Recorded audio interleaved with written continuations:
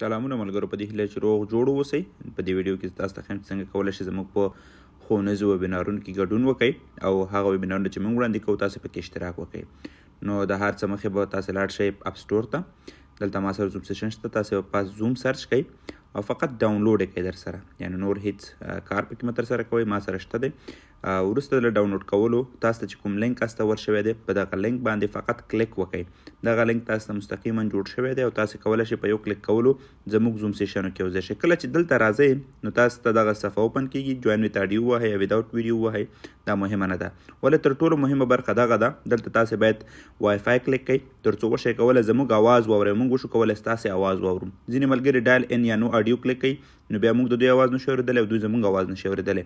نو تر ټولو مهمه برخه وای فای ده. وای فای باندې چې کله کلیک کوئ په اسانه ډول تاسو کولی شئ زموږ اواز واورئ. دغه وروسته خپل مایک میوټ کړئ او ویډیو به میوټ کړئ تر څو نورو ملګرو ته په زوم سیشن کې مزاحمت ونه کړئ.